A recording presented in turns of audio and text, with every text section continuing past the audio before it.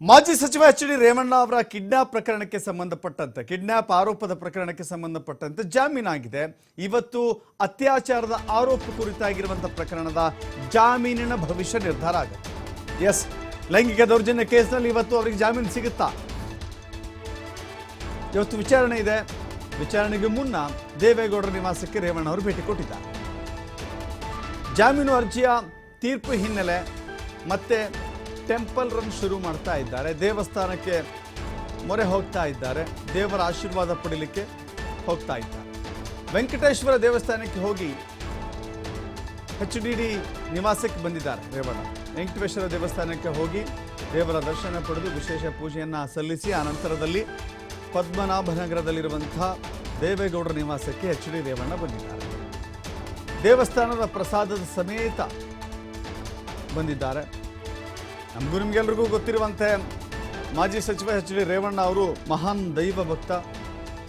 ದೇವರ ಮೇಲೆ ಅತ್ಯಂತ ಭಕ್ತಿ, ಶ್ರದ್ಧೆ, ನಂಬಿಕೆ, ಯಾವಾಗಲೂ ಕೂಡ ಆ ಭಕ್ತಿಗೆ ಹೆಸರಾದಂಥವರು.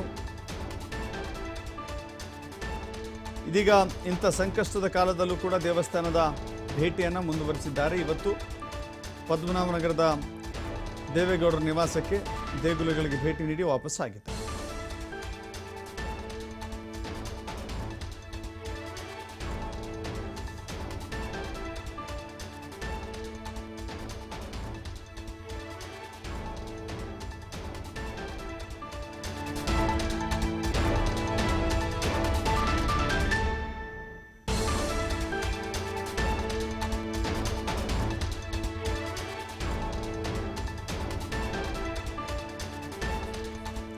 ಮತ್ತಷ್ಟು ಮಾಹಿತಿ ನಮ್ಮ ಪ್ರತಿನಿಧಿ LN ಸ್ವಾಮಿ ನೀಡ್ತಾರೆ. ಸ್ವಾಮಿ, ಎಚ್.ಡಿ. ರೇವಣ್ಣ ಅವರಿಗೆ ಒಂದು ಪ್ರಕರಣದಲ್ಲಿ ರಿಲೀಫ್ ಸಿಕ್ಕಿದೆ. ಈಗ ಎರಡನೇ ಪ್ರಕರಣದ ಬೇಲ್ ವಿಷಯವಾಗಿ ಇವತ್ತು ಇತ್ಯರ್ಥ ಆಗುವಂಥ ಸಾಧ್ಯತೆ ಇದೆ. ಏನೆಲ್ಲ ವಾದ ಪ್ರತಿವಾದ ಇವತ್ತು ನಡೆಯುತ್ತೆ, ಜೊತೆಗೆ ಯಾವ ಗ್ರೌಂಡ್ಸ್ ರೇವಣ್ಣ ಅವರಿಗೆ ಅನುಕೂಲಕರವಾಗಬಹುದು ಅಂತ ಹೇಳಿ?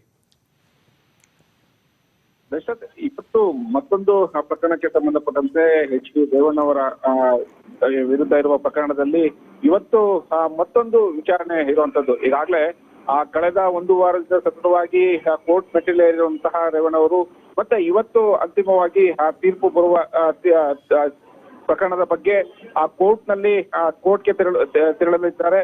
ಪ್ರಮುಖವಾಗಿ ಈಗಾಗಲೇ ಕಿಡ್ನಾಪ್ ಪ್ರಕರಣಕ್ಕೆ ಸಂಬಂಧಪಟ್ಟಂತೆ ಈಗ ಮತ್ತೊಂದು ಮಧ್ಯಂತರ ಒಂದು ಜಾಮೀನು ಸಿಕ್ಕಿದೆ, ತಾತ್ಕಾಲಿಕ ರಿಲೀಫ್ ಸಿಕ್ಕಿದೆ.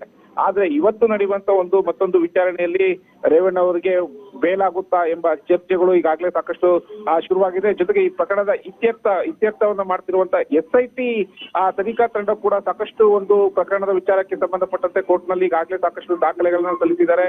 ಹಾಗಾಗಿ ಅವರ ವಾದ ಕೂಡ ನಡೀತಾ ಇದೆ. ಹಾಗಾಗಿ ಇವತ್ತು ಕೋರ್ಟ್ಗೆ ಹೋಗುವ ಮೊದಲು ಎಚ್.ಡಿ. ರೇವಣ್ಣ ಅವರು ಮತ್ತೆ ಟೆಂಪಲ್ ರನ್ನ ಮುಂದುವರಿಸಿದ್ದಾರೆ. ಜೊತೆಗೆ ಈಗಾಗಲೇ ವಕೀಲರ ಜೊತೆ ಸಾಕಷ್ಟು ಚರ್ಚೆ ಮಾಡಿದ್ದಾರೆ. ಪ್ರಕರಣಕ್ಕೆ ಸಂಬಂಧಪಟ್ಟಂತೆ ಈಗಾಗಲೇ ಯಾವ ರೀತಿ ಮುಂದುವರಿಬೇಕು, ಕಾನೂನಾತ್ಮಕವಾಗಿ ಯಾವ ರೀತಿ ಹೋರಾಟ ಮಾಡಬೇಕು ಅಂತ ಈಗಾಗಲೇ ಸಾಕಷ್ಟು ಚರ್ಚೆಯನ್ನ ಮಾಡಿದ್ದಾರೆ. ವಕೀಲರ ಬಳಿ ಸತತವಾದ ಸಂಪರ್ಕದಲ್ಲಿದ್ದಾರೆ. ಹಾಗಾಗಿ ಇವತ್ತಿನ ಜಾಮೀನಿನ ಅರ್ಜಿ ಸಾಕಷ್ಟು ಕುತೂಹಲ ಮೂಡಿಸ್ತಾ ಇದೆ. ಪ್ರಕರಣ ಯಾವ ದಿಕ್ಕಿನತ್ತ ವಾಲುತ್ತೆ ಅನ್ನೋದು ಕೂಡ ಸಾಕಷ್ಟು ಕುತೂಹಲ ಮೂಡಿಸ್ತಾ ಇದೆ.